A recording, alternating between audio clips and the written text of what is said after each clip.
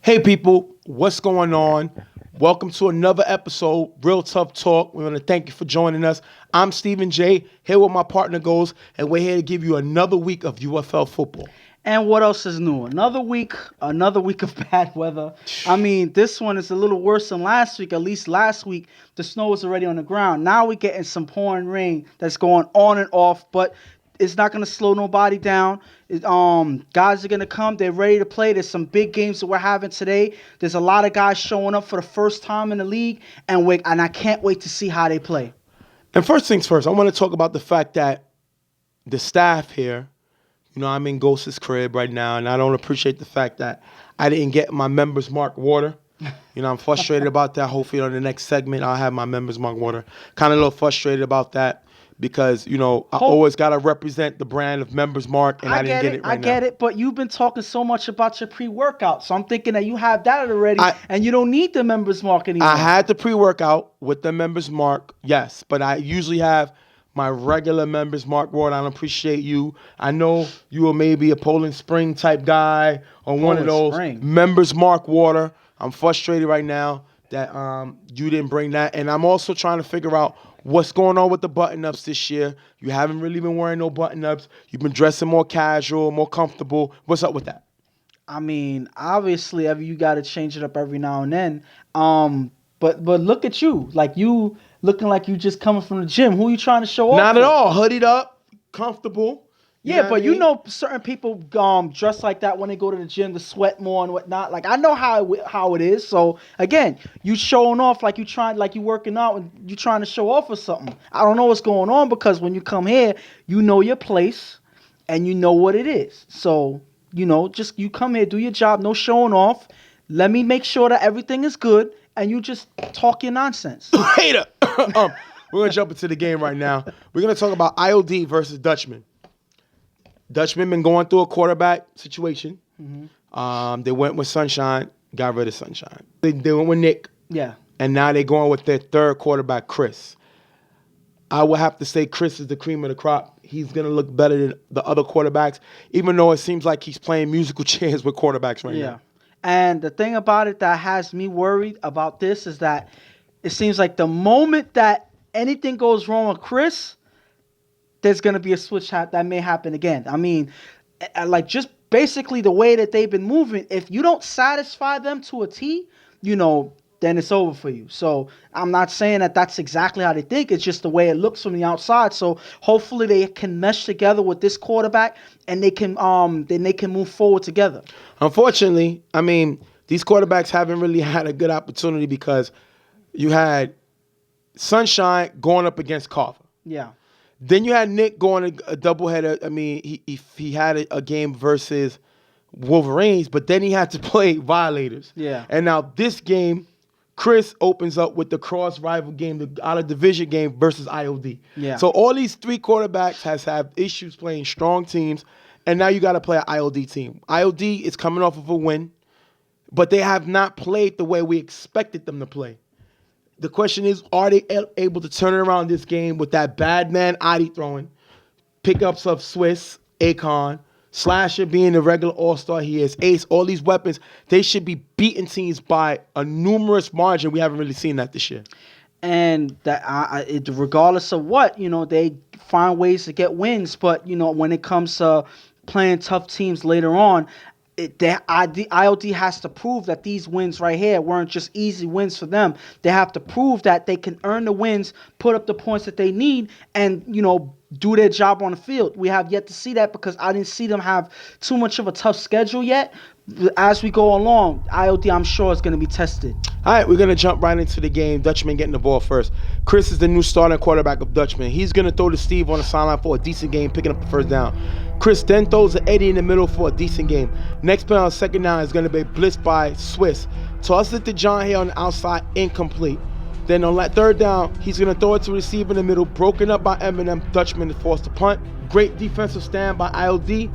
You're not going to kill Dutchman. It was Chris' first drive in the UFL, and he did a few things. He had to punt, but he did a few things. I'm impressed. And I'm not going to be surprised to say that, that on the first drive that he's not going to be perfect. He's not gonna get everything together. Obviously, you're in a new league. You gotta get used to the atmosphere, get used to the way things work in the league, and also get used to this team. That's pretty much a new team for you. Gotta get used to them, get in the same page with them.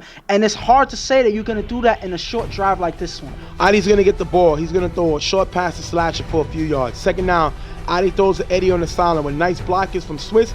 Eddie makes a big gain, picking up the first down. Next play, Adi with a quick hike, but is blitzed and sacked by Anthony. Good play by Anthony to come through, getting the sack. Great play by him. Second down, Adi throws deep to Swiss in the gap. Caught, big gain, taking through the 3-yard line. If you look here, Swiss catches Chris on an out route. Great route by Swiss. Next play, Adi finds Swiss in the end zone for the touchdown. Steve gets the interception, but it's still 6-0 IOD. And if Swiss can get into the offense the way he is in this game now, I think that they people have problems. I agree. Because now you have another weapon that Adi can go to. You see Swiss with this great move, catching Chris sleeping, watching the quarterback, and Swiss takes advantage, getting to the outside, and Adi do not miss those opportunities, pinpoint accuracy with this throw, and then finds him again close to the end zone. They are moving. They got another person into the offense, and they off for the races. Second down, Chris gets blitzed and sacked by Swiss. Third down, Chris is going to throw deep to Steve. It's going to be incomplete.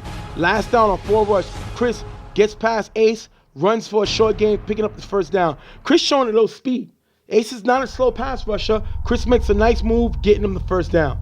Next play, Chris throws deep to Chris, one-on-one with Slasher. Catches the touchdown. 6'6", Slasher never realized the ball's in the air. We have a tie game. And it's multiple things that's awesome about this play. First of all, Chris throws to Chris. Yes. That's the one awesome CNC. one. Yes, CNC. But the thing about it, number 2 is Slasher's defending Chris, not knowing that the ball is in the air. He's following him, he's staying with him, but he doesn't expect Chris to get the pass here. Chris, the quarterback, has no issues with throwing that Slasher's way, knowing that Slasher's not paying attention. Chris, the receiver, with great awareness, makes the catch for the touchdown here. On the kickoff, Swiss runs and pitches to Brandon on the sideline, runs all the way to the 15-yard line. Then, 2 plays later, Adi finds Andy in the back of the end zone for the touchdown. 12-6, IOD takes the lead right back, and Swiss is getting involved all over the field. We've seen him do it defensively in the beginning of the season. Now we see him do it offensively. Now we see him do it on special teams. You gave IOD another weapon, you're in trouble. Great play by these guys. And pretty much, he's turned on the switch to become the U Swiss. Yep. This is the U Swiss right here. That's in and who's multifaceted and gets in every part of the game. Yep. He's rushing the quarterback, playing defense. He's becoming a weapon for the quarterback, and then setting up pitch plays on the kick return, which got them so much yardage in this play. So Swiss you got to give this drive to Swiss yet again, because he's becoming very effective no matter how he touches the ball. Chris on 4 rush throws deep to Chris, open on the sideline for a big gain, picking up the first down. If you look here, Chris gets hit by Ace, but just gets it off. Great play by him to get it off. Slasher sleeping on Chris' speed. Chris has a lot of speed, and the other Chris, CNC, is not scared to throw the ball to him. And if you look here, Chris is hyped. He's excited that he got a quarterback to find him with the football. Second down, Chris gets blitzed and sacked by Gotti. Third down, Chris throws Eddie in the middle to get them to the 3-yard line. Last down, Chris on 4 rush is sacked by the Eminem. Great sack. If you look here, Frank stops cutting in the front, and Chris gets sacked. Turnover announced. Great stop by IOD's defense. And the thing about this is, even though they were, they had a good drive, talking about the Dutchmen, they had a good drive, they got stopped right there towards the end zone, the goal line, because IOD sent the pressure. The Brits came out of nowhere. Chris wasn't able to recover. That was a sack right there by Gotti. Then on another play, with the rush, he gets sacked again, frozen before he's able to make the throw. Yep. The receivers are not able to move and get open in time. IOD sends the pressure, and they're able to make the stop. IOD's not going to be able to score before half. That's going to take us into the half. 12-6, IOD. If I'm IOD, we're playing the way we're supposed to play. We're putting up the points that we're supposed to put up. We had the ball 3 times. We scored twice. The only reason we didn't score the other time was because there was no time left going into half. This is the IOD we need. And we see what happened is Swiss gets more involved in the offense, which gives Adi another weapon. Adi has laser pinpoint accuracy. And the thing about this Swiss is this is the Swiss that's not forced to lead. He doesn't have to lead. He can be a role player, just do his job. And that, because you got guys like Adi, you got guys like Slasher. He doesn't have to lead this bunch. He could just do his job, and he's more dangerous when he's just able to do his job and not worry about being the focal point of the offense. And that's scary enough as it is. But I'm talking about the Dutchmen. Right now, the game is 12-6. ILD has the lead. I'm not necessarily in panic mode because, we're in this game. We're one score away. We caught them by surprise with our offense. We can keep it going as long as we connect and find ways to get open because Chris is going to get you the ball. That's what's been happening. Chris, the receiver, has been the main engine on the offense in this game. So as long as they're able to keep this going, I think they'll be fine. The only thing is they're showing some weaknesses in the end zone so far, in the red zone. If they can fix that up and get receivers to find gaps, I think they'll be just fine. On the kickoff, Swiss gets the ball. He's going to run it. Picture the Brandon who runs all the way to the 20-yard line. Next play, Ali's going to find Andy cutting wide open in the end zone for the touchdown. If you look here, the corner left him, and he ran right past him. 18-6 IOD. And my issue with this is, one, Dutchman's special teams is terrible. The last one, Swiss was able to make a pitch to Brandon, get them all the way to the 15-yard line. This time he gets a pitch back to Brandon, gets him all the way to the 20-yard line. Special teams is killing them, and people don't talk enough about the bad man Ali's ability to spread the ball. He doesn't look for just one guy. He gets the ball to the open guy, and that's why he's been so efficient with him being in the UFL league. Since he got here, he's always been efficient. And the thing about this is, now you're starting to see lapses in the Dutchman's defense. They're not communicating. They're not finding gaps. The kick return is killing them, like you said. So they got to find ways to eliminate the extra yardage on the kick return. I think that is killing them more than just their defense because they're getting in good field position. It's hard to defend IOD when they're already in good field position. They have to fix that. After getting the first down, Chris throws to Frank in the gap. That pass is going to be dropped. Frank gets frustrated, flags for cursing, which is their second. Frank is ejected, and that is a huge play. Frank was last year's all-star for this team, and he's one of their best defenders. He got to keep his composure. He's one of the leaders of this team, if not the leader, and him getting ejected is going to be huge. I don't think him and Chris has the same connection as Chris had with Chris. Is that part of the frustration? I don't know. The point is, he can't afford to get himself ejected with this firepower IOD guy, and that's exactly that's going to hurt this team. And I think that a lot of times, guys are actually coming at Frank now. Guys are taunting him a little bit more. They may give him a little push here and there. The ref may not see it, but Frank is falling into it, and he's getting flagged. And these are the things that they're doing to him, and he's falling into it. He has to separate himself from all of that, stay in the game, stay focused, because his team needs him out there. Second down, Chris is going to throw to Eddie in the middle for a decent game. Third down, Chris throws to Mike and cut in the gap. That's going to be dropped. Dutchman is going to have to punt. Adi's going to get three passes for a decent game. Last down, Adi throws a slasher wide open in the middle for a decent game, picking up the first down. If you look here, the corner is guarding nobody on the sideline, but Swiss gets flagged for cursing. That's going to be a big penalty. Adi's going to throw the ace in the middle, knocked away by Chris, the quarterback. Third down, Adi throws deep to Andy, knocked away by Chris. ILD has to punt. That is a big cursing flag by Swiss, moving them back 15 yards. You can't afford to get that call there when their motion is moving, and that's going to hurt them on this drive. Pretty much, that's a drive killer on both sides, because anytime you stagnate your movement by having your offense having to move back, that can kill your drive, and it did here. Dutchman is able to step up and play defense and keep them from getting any more yardage. That's the way to capitalize on it. Second down, Chris throws to Steve in the gap, knocked away by Gotti. Third down, Chris on 4 rush, throws to Eddie on the sideline. That's going to be dropped. Dutchman is going to have to punt. During the punt, Swish is going to catch it, run towards the sideline. Ace and Slasher with nice block. You know they love doing that. And Swiss is going to run it all the way to the end zone for the touchdown. End of the game, 24-8. That has to be a top 5 nominee. And right now, ILD not only wins this game, they show another weapon on special teams. You give a team with weapons, more weapons, they are dangerous. That's a great win for ILD. I mean, you might as well just give Swiss the game ball here because he pretty much took over this game. Yes, he's not the leader of this team, but he took over the play on the field. The IOD was feeding off of Swiss's play in this game. He was big on kick returns. He was big on punt returns. He was big on offense on a deep ball, and he was also big on pressuring the quarterback. What else can you ask for from one player? Swiss has shown that he's multifaceted. He can do whatever you ask him to do on the field, and that is one of the big reasons why they had such a big win here. Dutchmen got to get it together. I mean, listen, they got their quarterback. You don't need to go musical chairs no more. Even though he only put up 8 points, he was able to get the ball where they needed, show their ability to go downfield. This is the guy you need. Sunshine is gone. You don't need Nick to throw. Chris is your quarterback. Now that you got a quarterback, now it's time to get the band together.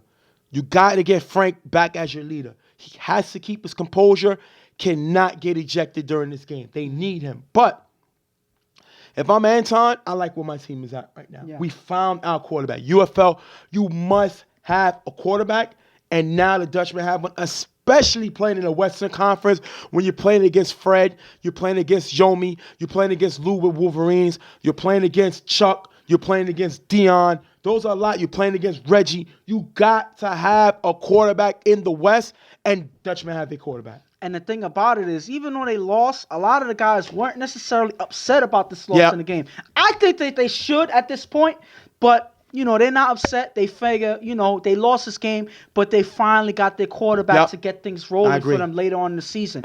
They suffered last year and were having White, struggled throughout the season. Now they have somebody that can move the ball with them. Hopefully they can get it going. But Chris is smiling walking off the field. Yeah. He's happy. even though you lose by over 18 points, he's happy. So he's finally has a quarterback. Yes. So because of that, I would say for them, it's all up to how their offense moves at this point. All right, we're gonna wrap this game up. ILD with the win over Dutchmen, 24-8. We're gonna go to our first break. Real Tough Talk. We're gonna be right back. Go ahead. Special happy holidays to my loved ones, my lovely lady and my wife, my son. I know they be mad, but I'm out here grinding, baby. Love, Augie. Shout out to Real Tough Talk. Ghost, keep doing your thing, baby. All right. Happy holidays. You too, man. What's going on, people? Real Tough Talk, right back at you. Next game we want to talk about is Browns versus Generals. Before we talk about it, shout to Ghost staff here at his crib. I got my Members Mark purified water. Now my thirst could be quenched. I really appreciate you doing this, man.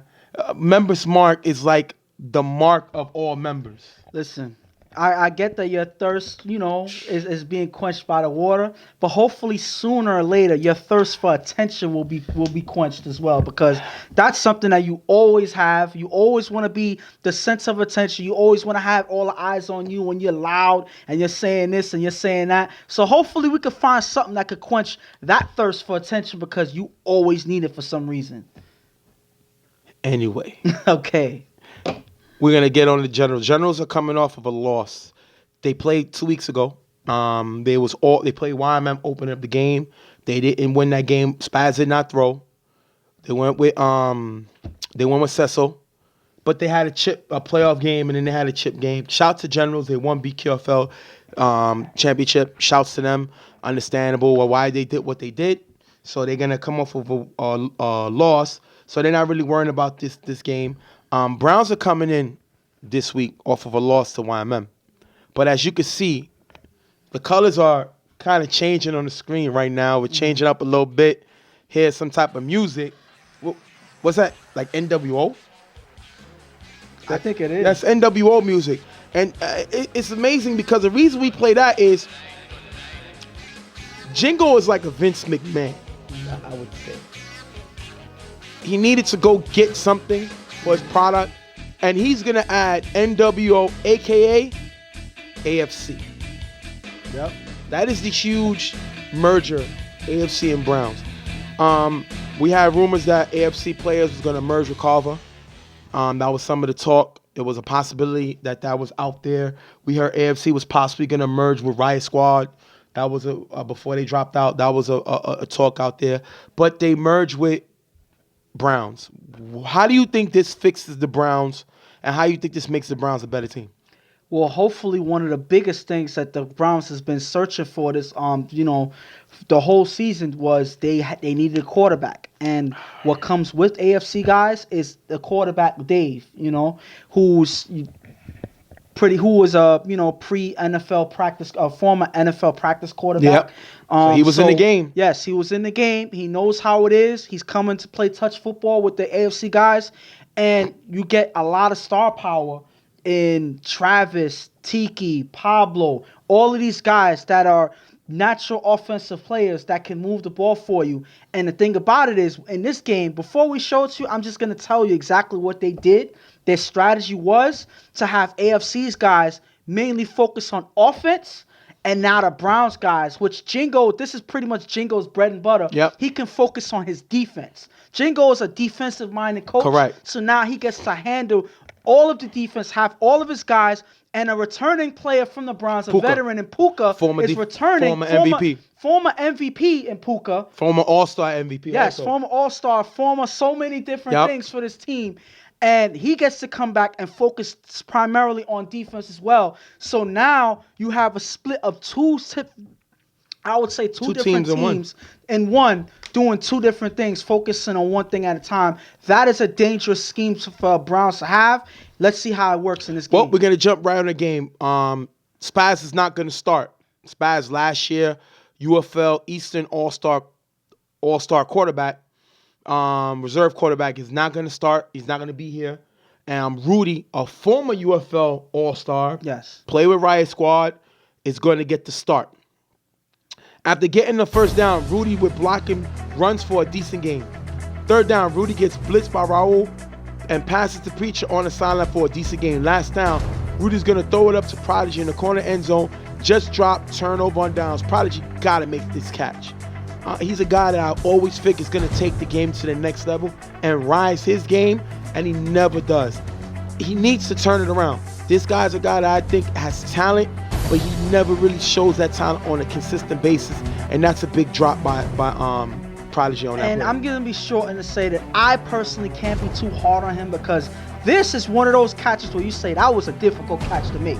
He's leaning, he's right at the sideline. The ball is actually going out of bounds. He leans over to try to bring the ball back in and still stay in bounds. He can't hold on to it. So that's a hard catch. Obviously, he's a veteran, so you still try your best to make it anyway. That's what defines the good from the great. If every good player could make that catch, they will be great. You got to make that catch. You already know you're going up against a team that has firepower. Every opportunity you get, you got to try to make that catch. Was it a difficult catch? Absolutely. But big players make big plays in big spots. And I'm going to say, no mercy from you. Maybe that's why they don't like you. Listen, he has to make the catch because I know he's capable of making it. If he had his career not making that catch, I wouldn't say it, but I know he has. Second down, Dave gets his first drive in the UFL. He's going to get blitzed by Tone. Throws a kill in the gap, picked off by Preacher, runs it all the way back in the end zone. Will gets the extra point, 7-0. Preacher, a former defensive player of the year runner-up a few years back, jumps this route, pressured on the blitz by Tone. Tone is 5'3". I don't understand how you get pressured by that, but Preacher jumps the route, 7-0. Not a way to start off your debut if you're Dave. I think this is just a horrible throw. Bad throw. Preacher read it. He was able to pick it off and run it back. The guys announced that Preacher is finally returning to defense. Yep. Focus on defense. A couple years back he kind of focused more on offense, but now he's focusing on defense. Yep, One of the that's things what he that does. really put him on the map Yep. as an all-star and a former defensive player of the year runner-up. So hopefully you get to see more in this, because this is one of the factors in why they wanted to be. You got Shaw, and now you got Preacher. Those are two great defensive players. Time for them to make defensive plays. Yeah. Browns is going to get the first down on the kickoff. On 4 rush, Dave throws a kill on the sideline for a nice game. Next play, Dave is blitzed by Julio. Finds Pablo in the back of the end zone for the touchdown. If you see here, Preacher doesn't see Pablo cutting in the back. Travis gets the extra point. 7-7, right back in the game. And right here, lack of communication is a problem in this play, because, again, Preacher has a guy go behind him. He doesn't see him, so anybody who's behind Preacher needs to let him know to back up. This is it's a communication issue. I'm not gonna kill Preacher because he didn't see this receiver at all. But everybody gotta communicate. Everybody gotta be each other's eyes. When you don't do that and worry about your own lane, somebody's gonna get beat. And right here, Preacher was left sleeping. First down, Rudy's blitzed and sacked by Puka. That's going to take it to the next play. Next play, Rudy with a short pass to Julio on first down. Second down, Rudy's going to throw the peach in the gap, knocked away by Raul. Third down, Rudy gets blitzed by Puka, throws a tone on the sideline, short gain, Generals have to punt. Puka is showing why he was a league MVP. The speed for him to be able to be all over the field because he's just focusing on one way. After he just got a sack, amazing. Teams are in trouble now because the Browns look like the Browns defense of old that played Carver in the chip and lost 15-14 and lost 7-0. And I got to break down one play that we didn't show on this drive. This play with Puka here, Rudy is looking at one receiver. Puka is guarding this one receiver.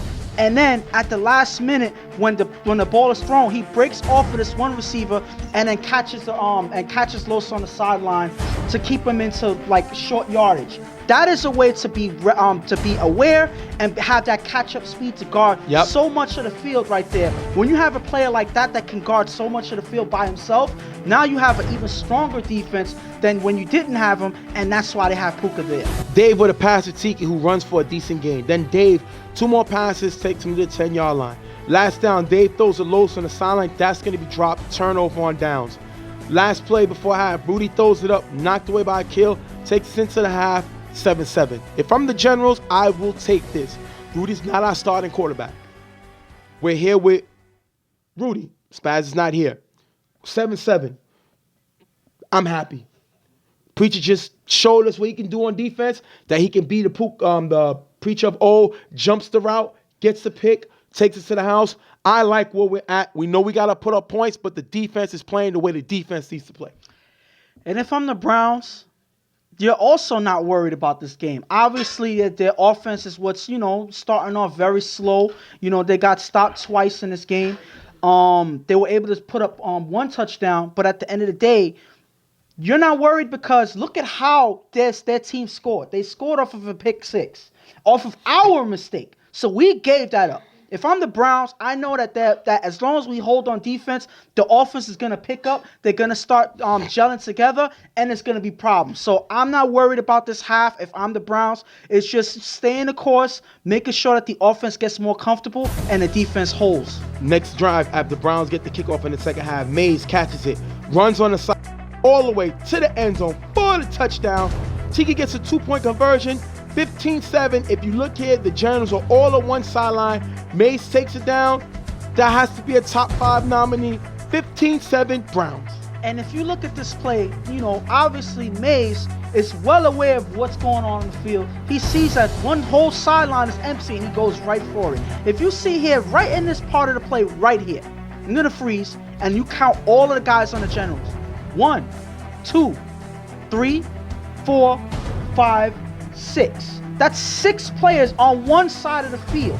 How can you do that on a kick return knowing that there's a whole other side of the field? If a guy is fast enough, he's going to break past you on the other sideline. That's exactly what Mays does, and the Generals are getting caught sleeping on special teams. That's something that you don't want when you're struggling. Spaz is going to be in. Now he's back in for the second half. He's going to get the start in the second half. Spaz with a pass to Will in the middle for a nice gain, picking up the first down. Second down on forward, Spaz pumps, throws the Will in the gap, picked off by B-Boy, giving the ball back to the Browns. If we look here, Spaz hesitate, which draws the defense in. You can't do that for your Spaz. He needs to let the ball rip. 2 seasons ago, he turned off the ball crazy. Last season, he limited his turnovers by half. He made the All-Star team, but it's because he let the rip and didn't second-guess himself. He does that here, which causes them an interception and gives the ball right back to the Browns. And I think right here, if you see him hesitating, there's 2 things that you're thinking about if you're Spaz, in my opinion.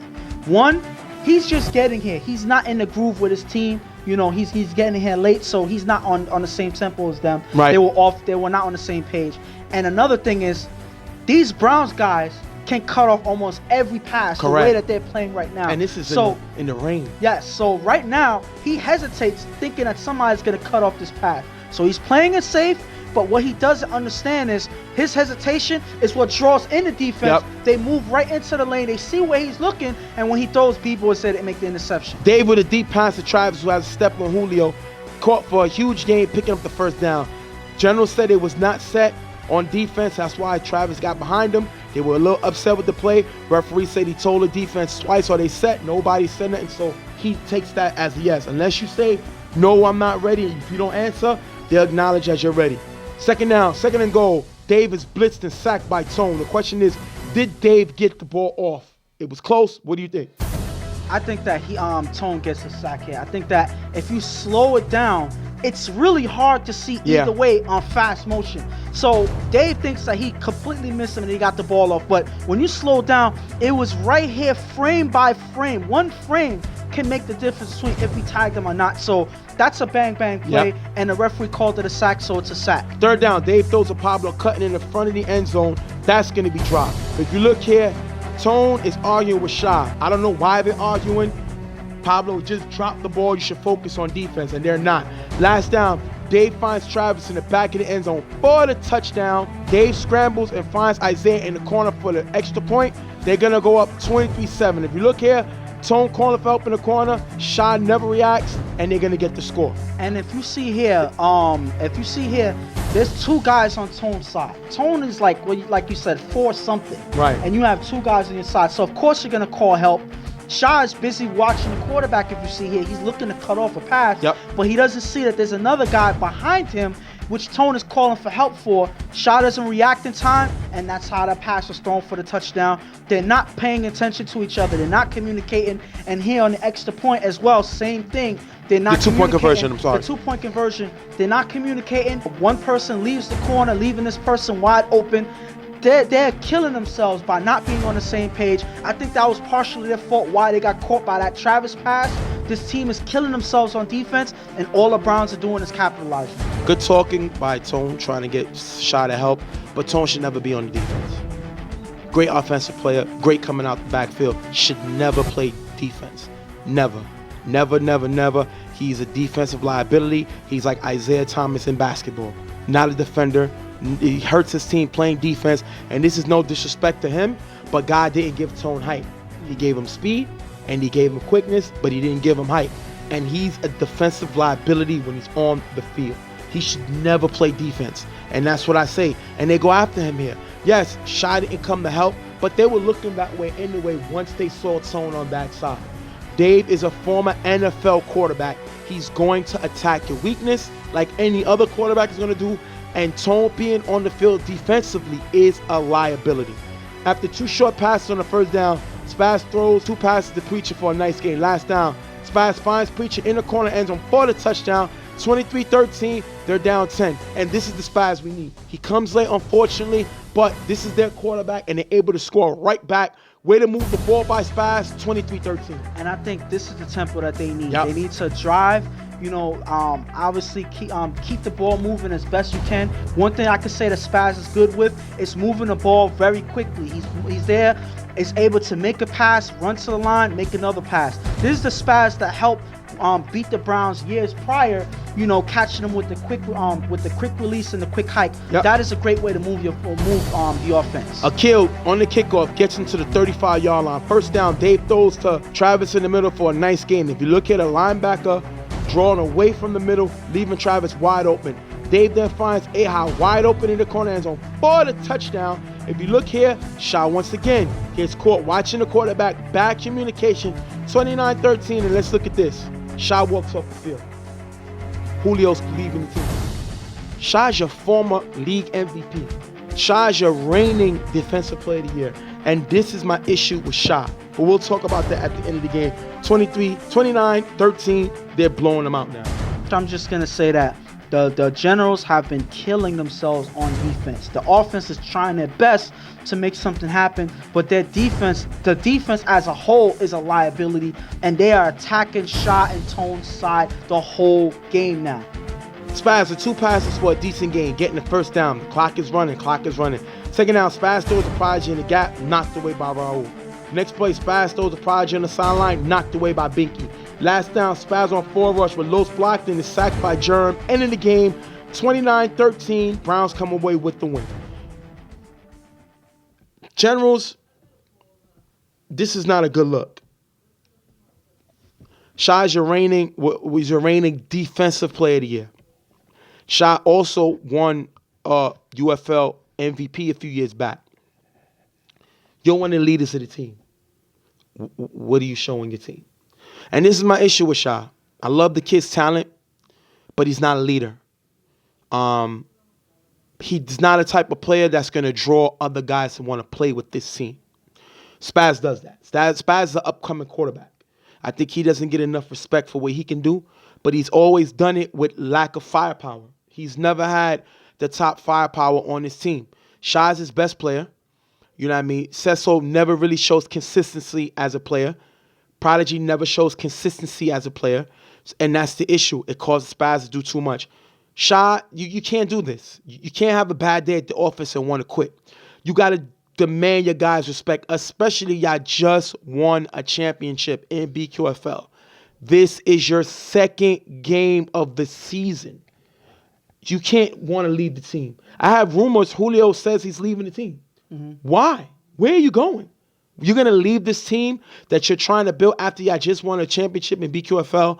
I don't know what's going on with this team. Coach Jose wasn't here. So I think he needs to be the guy to bring these guys together because they need him because they're not looking good right now. I know you want to comment on the Browns, but let me know what you think about Generals first. I think right now, not having Coach Jose on the field is big. I think that was one of the things that had them, attacking each other. And the thing that puzzles me is you just came from winning a championship, and now y'all at each other's throats. I mean, Julio leaving the team that he literally started with in the UFL, leaving this team. That's such a troubling thing right there. Knowing that your guys are falling apart, you're coming at each other, you're attacking each other when you just came off a championship. I haven't seen this since when they went to the BQFL and lost in the championship against Primetime.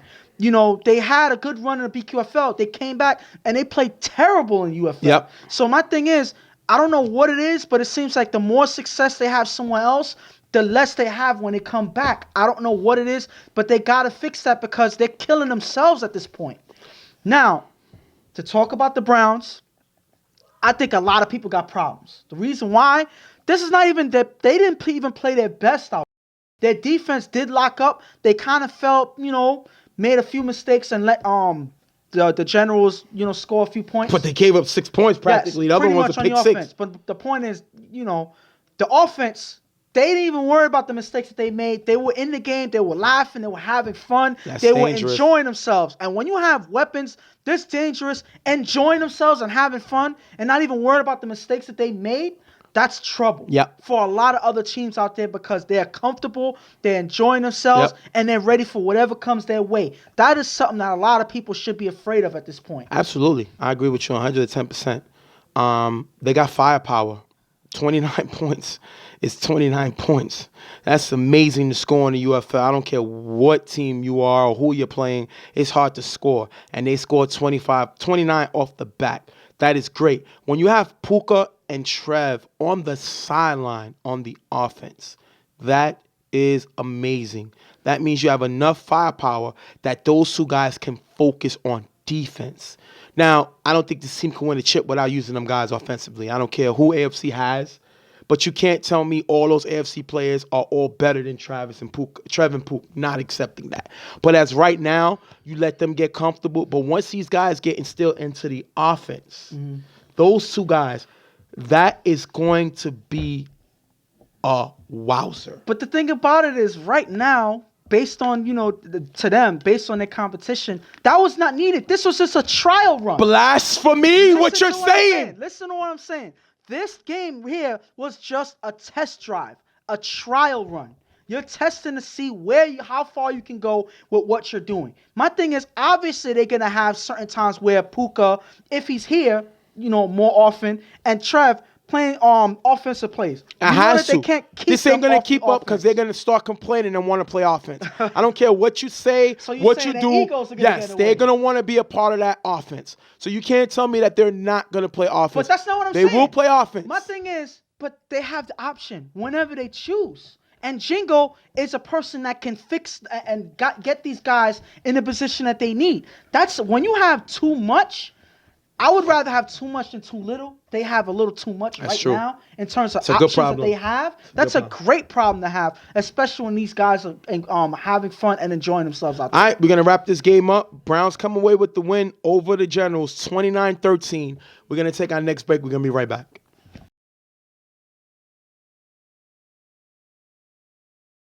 Next game, Tough Talk. What's going on? Next game, Tough Talk. Yeah, that's the next game. Backwards. Listen, sometimes we make mistakes. Don't matter to me because I'm better than Ghost. Anyway. You see how you have to throw that little shot out there, even though it's not even true, but whatever. We're going to jump right into this one. Rep City versus FOE. Rep City's coming off of a loss, and FOE's coming off of a loss. So you figure that both teams is going to be hungry for a win. But these both teams, I think they played each other in City Island.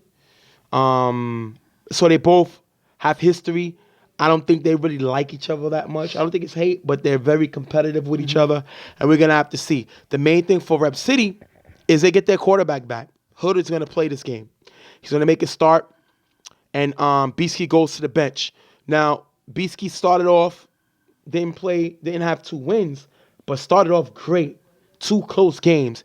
What do you think about the calling of Beaskey going to the bench and Hood starting?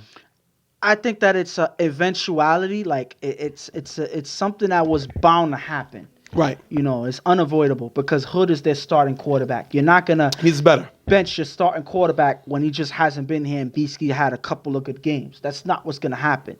But the issue that I have with this is, regardless of what, you're gonna have issues with Hood being rusty. You know, he hasn't started the last couple games. He hasn't even been here.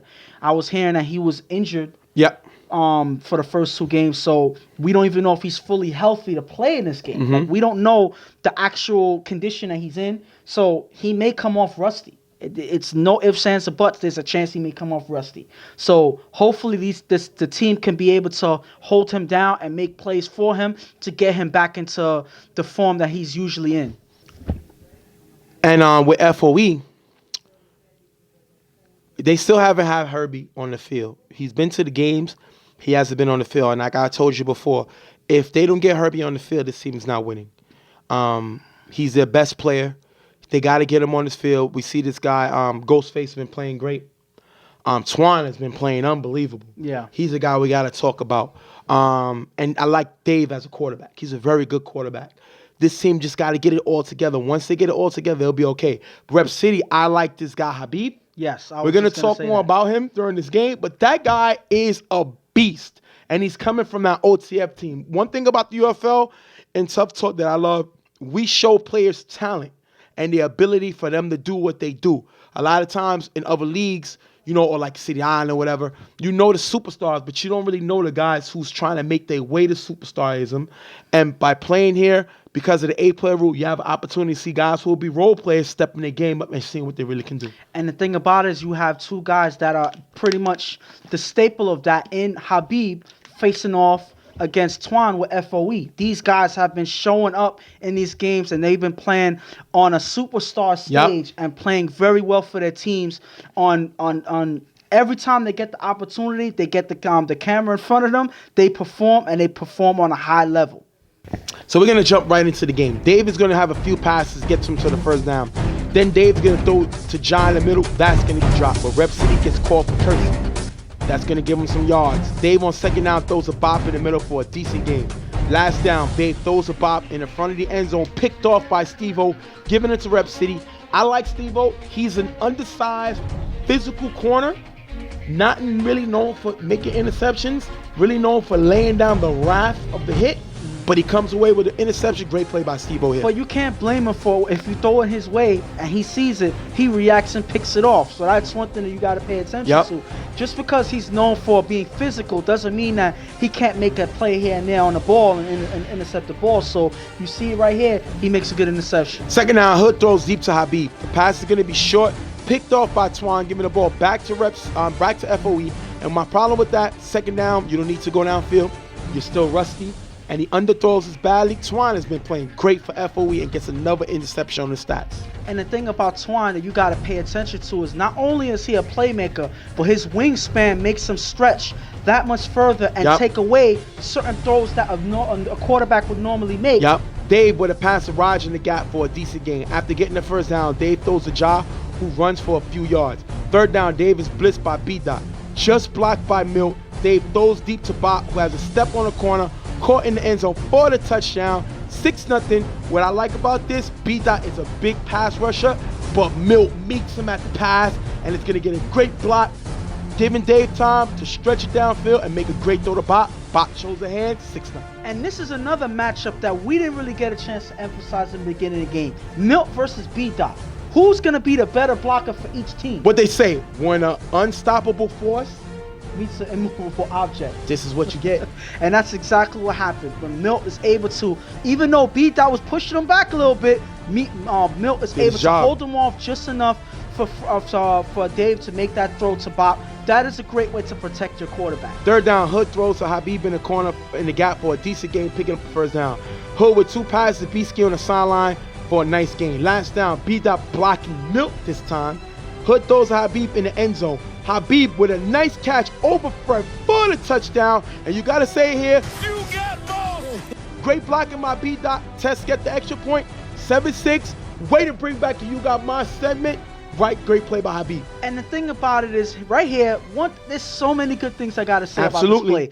Once again, now on the other side, you see B-Dot blocking Milt rushing in. The one thing I would give B-Dot a little advantage of is he's quick on his feet. So he's able to block Milt a little bit easier. Milt is not as quick, so he's able to give Hood that much more time. You throw the ball in Habib's way, Habib is coming down with it more times than not. He shows it here, making this catch over whatever defender's there. Great catch by Habib. This is another You Got Moss play. Last week he did it with one hand. Yep. So this guy is not slowing down for nobody. You got to pay attention to this man when you see him in your area. Next play on the kickoff. Ball is live right now. Twine is going to drop the ball. It's going to be covered by Cam. Way to come away with the ball.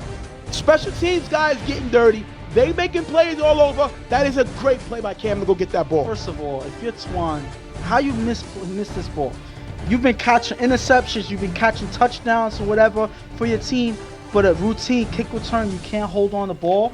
I mean, maybe it's because it's raining out there, maybe, but that still doesn't give an excuse for you to do this. Now, because of this, Cam is able to make the big recovery for his team and get them back on the field to yet score another touchdown. Great play by Cam. Way to get the ball back for the team.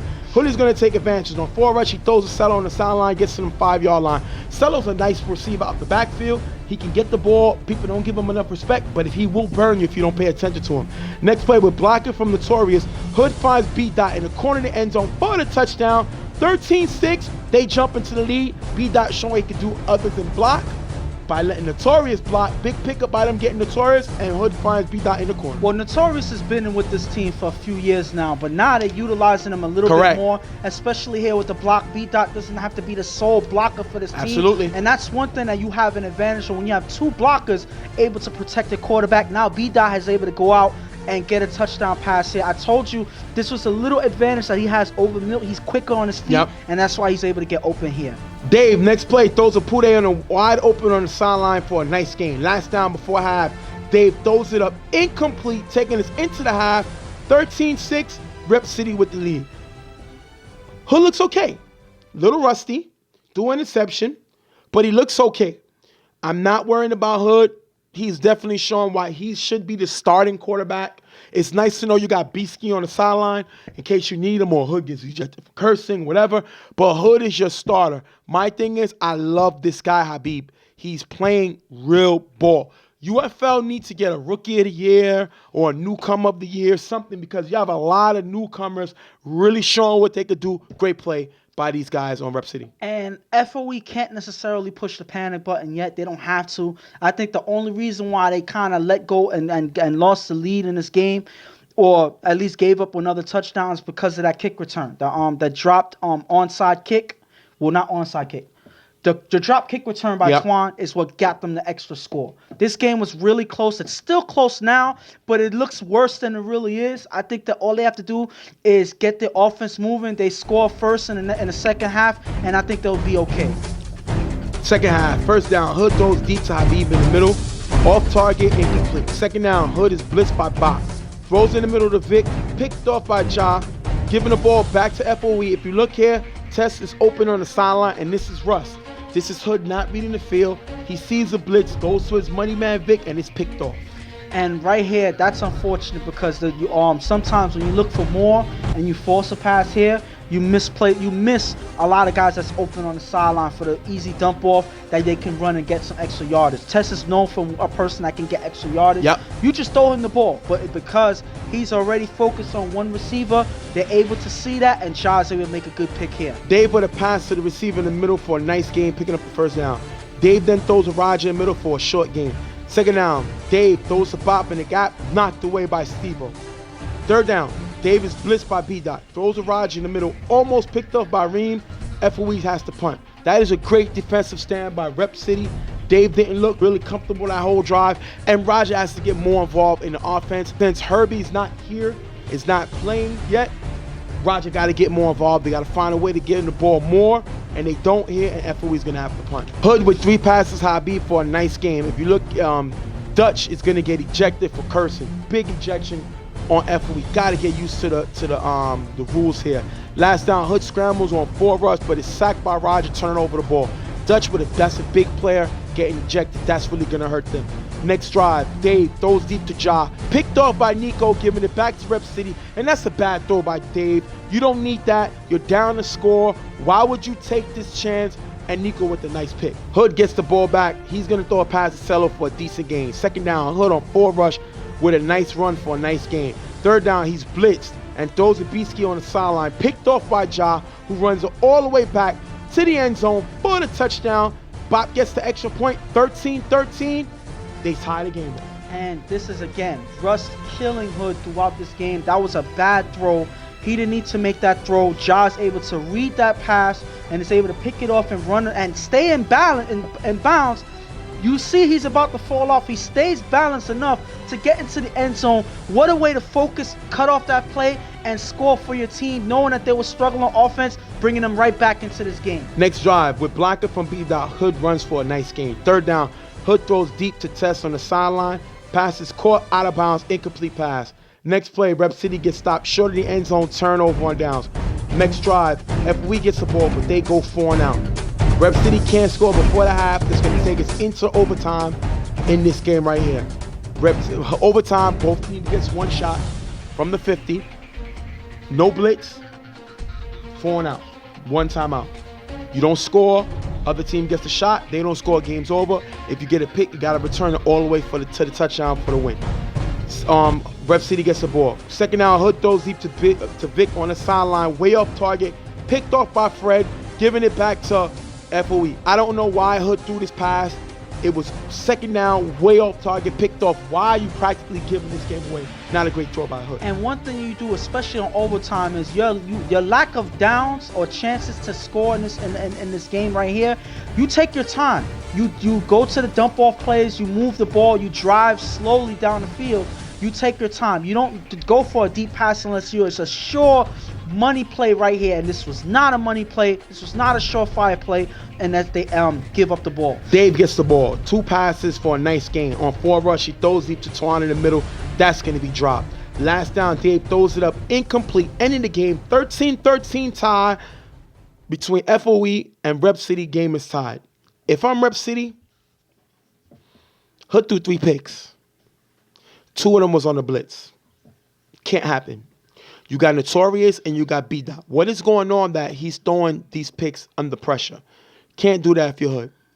You know you're rusty, so you got to take what the defense gave you. I think he pushed a little too much to try to make things happen.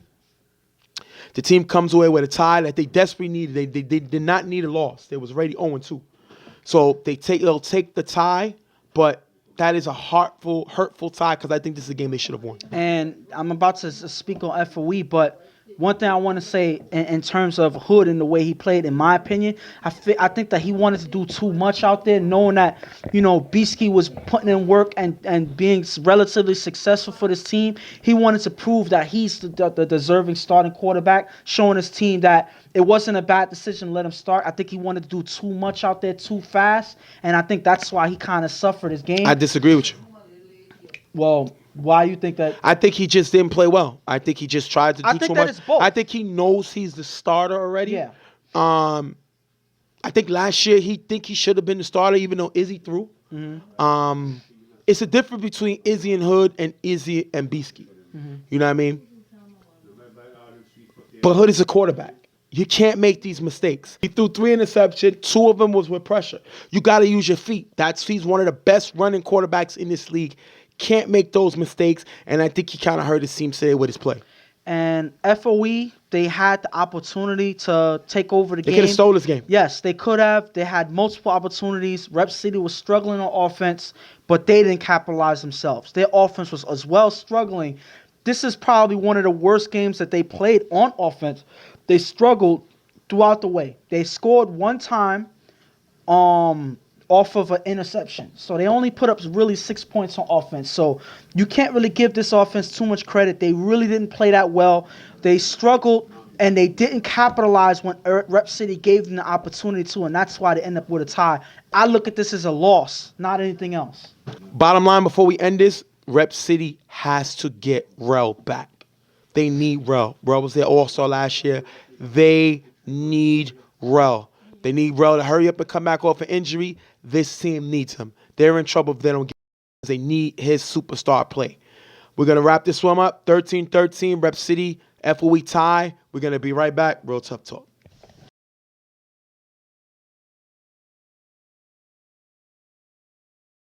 Next game up, we're going to have Shockers versus Wolverines. Shockers was off last week. They didn't play last week. They did get a win the last time they played, but they didn't play last week. Wolverines coming off of a loss to Dutchmen. Wolverines are going to start Nelson, finish his suspension. He'll be back next week. Nelson has played a little inconsistent, but I don't put nothing on him. This team has dropped the ball all season long. They can't catch. They need to go somewhere and buy some hands. I can rent my hands out because I used to be able to catch the ball. You was pretty good catching the ball because this team cannot catch. This team cannot catch a cold butt naked in Alaska eating a Snicker.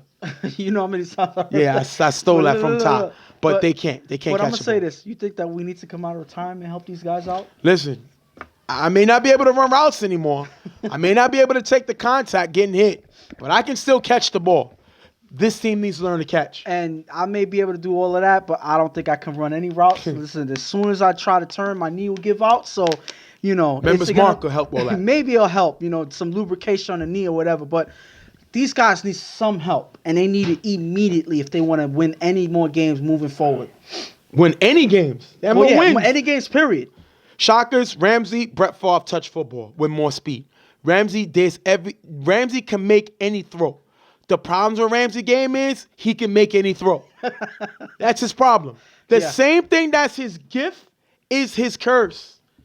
That is his issue. That's why he's not named amongst the elite quarterback. It's not his talent because he has a strong arm as any of them top quarterbacks. He has as good as feet as any of them top quarterbacks.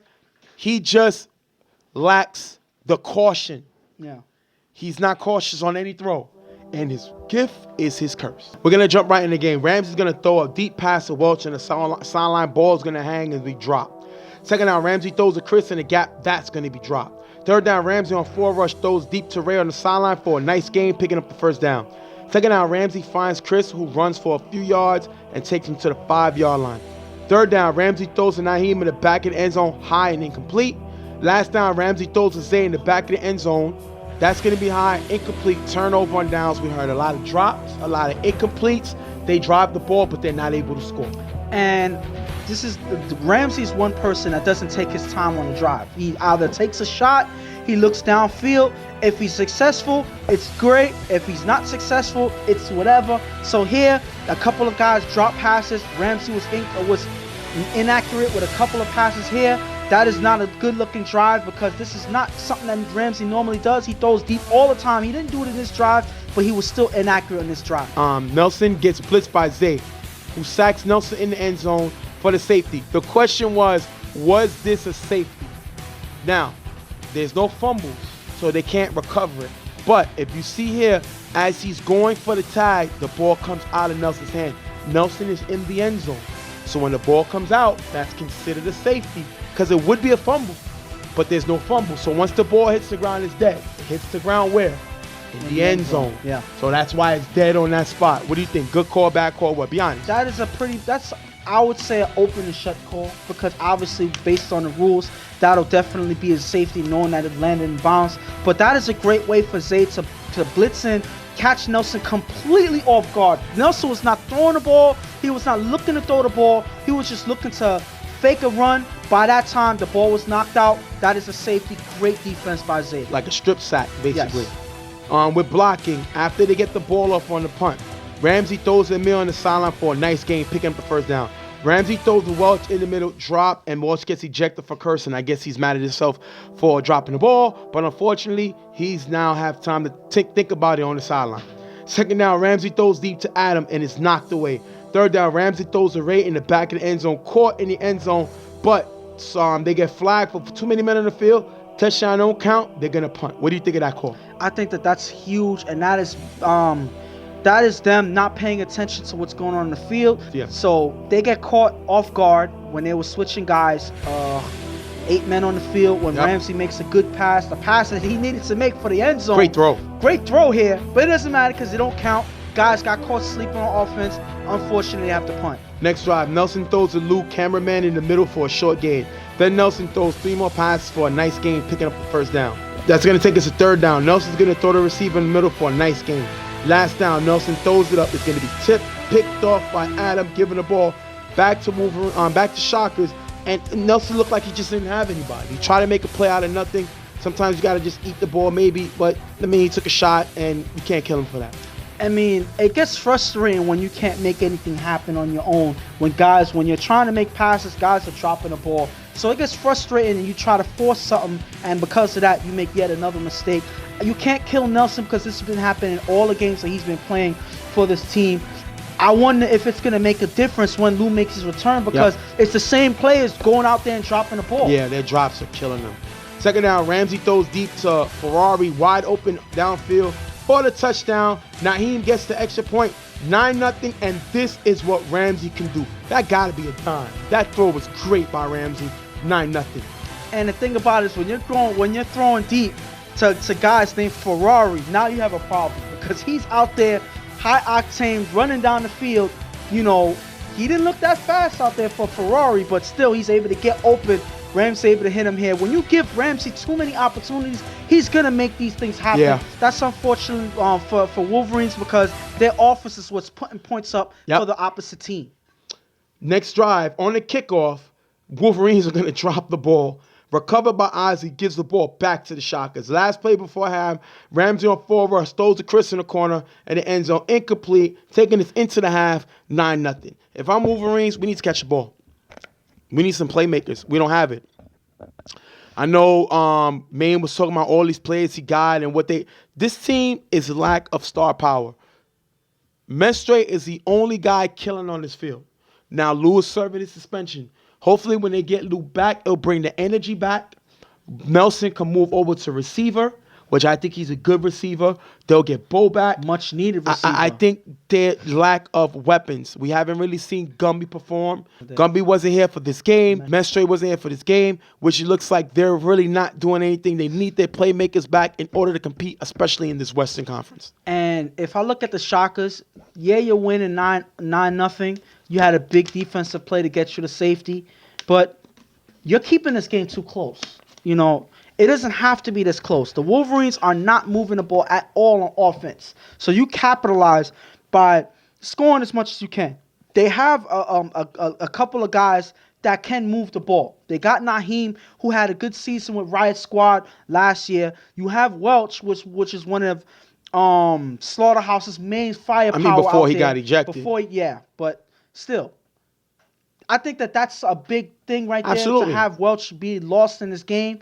But you still have other guys that he can go to. Ramsey has to figure out a way to put up more points if he's going to win it. If put this game away early, because you don't want to give this Wolverine team that's desperate to win an opportunity to come back in this game. And E got hurt. I think he pulled his hamstring or his quad. He had to come out the game. This team, Pig signing with them. Pig is going to play. Pig of Riot Squad is going to play with them, but Pig is hurt this game. He's not going to play. He's here, but he's not going to play. So we're going to have to see how they turn this game around. First down, Nelson throws the receiver on the sideline for a nice gain. Next down, Nelson going to throw the Cuba in the gap for a short gain at the 3-yard line. Last down, Nelson's going to scramble, throw the Lou in the back of the end zone, incomplete, turnover on downs. I think Nelson's trying to do too much. Cuba got to get more involved in the offense. He's another guy, main event guy, he can make some plays. He has to get involved with this team. They're not looking good. They're not looking like they're able to make plays, and they're forcing Nelson to do too much. He's still trying to get all the stress, the rust out, but they're not able to score on this drive. First down, Ramsey on 4 rush, throws deep to Naheem on the sideline. That's going to be dropped. Next play, Ramsey on 4 rush, runs for a nice gain. Third down, Ramsey going to throw the eyes on the sideline for a nice gain. Last down, Ramsey throws short to Chris for the first down, drop, turnover on downs. You got to catch this ball. They need you to make a play. I don't care the conditions. Catch the ball, help your quarterback. He does it, and they're going to turn the ball over. And I think that they're catching the Wolverine virus out there. Now you have guys on the shockers dropping routine passes. Here, unfortunately, this pass right here was a pass for the first down. You can't even hold on to that to get you the first down to keep driving down the field. Now you have problems if you can't even get a routine first down. Nelson gets the ball back and throws a line on the gap for a decent gain. Third down, Nelson on 4 rush, runs for a few yards. Last down, Nelson gets blitzed by Zay. Throws it up, incomplete, turnover on downs. Once again, they're not able to move the ball, not able to get any points up, and they're going to have to give up the ball again. Next drive, Ramsey throws a pass, Ozzy in the middle. That's going to be dropped. Second down, Ramsey throws a Ray on the sideline for a decent gain. Next play, Ramsey's going to run for a few yards, picking up the first down. Third down, Ramsey on the sideline, throws deep to Naheem in the end zone. Low, incomplete, Shockers are going to have to punt. Remember, it's 9-0. Last chance for the Shockers. Second down, Nelson throws the Cuba in the gap. That's going to be dropped. Nelson throws deep to the receiver on the sideline. Is going to be caught, but out of bounds. Ending the game, Shockers come away with the win, 9-0. This was a scrape-away win by the Shockers because they didn't look so hot out there either. They had made one good defensive play that got them a safety. They had 1 touchdown pass, and other than that, nothing from this team. So that's not the way to go moving forward. I think Welch getting ejected early in the game is what kind of stagnated their offense because he is probably their main playmaker on offense. I agree. And when you lose him out there, Rams is going to have trouble keeping the ball moving, especially knowing that he likes to throw downfield. So because of that, they were able to scrape away with this win against a struggling Wolverines team. That is not a good look. They get the win, but they got to improve next game. They need Lou back. Lou will be back off his suspension. Wolverines. Yeah. They played close their first game. Lou missed the next 3 games for suspension. 0-3 with the games out. And it wasn't even, I'm not going to say it was a close Dutchmen game. I think they should have won that game. But they need Lou back. Once Lou comes back, it's going to draw on the other players, and they have an opportunity to win. This team has still got some talent. And I love the fact that these guys play hard every game. They're just not coming away with the points. This is 9-0. Defense is playing decent. Offense can't score. They have to score points, especially in the UFL. And we've seen Nelson come back. He struggled. But the key to this is drops. Yeah. I don't care who's throwing. Montana could throw. Tom Brady can throw. I can throw. They can't catch the ball. Hold on. You said, why did you throw yourself in there, Lil? Because I could throw. You tried to sneak yourself in there. You said Montana, I heard Brady, then you snuck yourself in there thinking that I'm not going to catch it. I had to sit here for a couple seconds to say, wait a minute, did he just say I? Have anybody seen you quarterback before? You're more likely to throw a good pass if you're throwing away from the person. Okay, if you see in the intro, I threw that pass. That was a nice pass I threw. You jumped the route. Whoa. You threw it to me. You jumped the route. I was throwing the darn. You jumped the route. But it was a good throw. Listen, the only reason why you were able to make anything is because you were aiming away from me. That's how you made the complete pass to me. You was aiming away. You wasn't trying to throw me the ball. So it's like, You're throwing away from I'll throw it somebody, down. that's what you're I going want to to do. make you look when good you for throw the- at somebody, you're going to throw it can we away. get back to the game? No, I'm just saying, don't ever add yourself to any elite quarterbacks out there ever again. Don't do that. Don't do that. That's disrespectful. I was trying to make the video look better by making it throw the ghost. They got to get their quarterback back. Lou will be back next week. They should be better, formidable. They have talent. They got to be able to put up points. And if they don't, they're going to struggle. Main got to get it together and get these guys back on the same page. They started out well. They lost their first game, but they look formidable. If Bodon gets ejected that game, that's a game they could win versus, I believe, Never Scared. Yes. So they got to turn it around. They get their quarterback back. I think they'll be okay. I believe that the suspension probably had something to do with it, but also there's other games that he was playing in HPU, so he wasn't able to be here for this Wolverines team. But they need him out there desperately. Almost as much as they need Lou, I think that they need Bo more.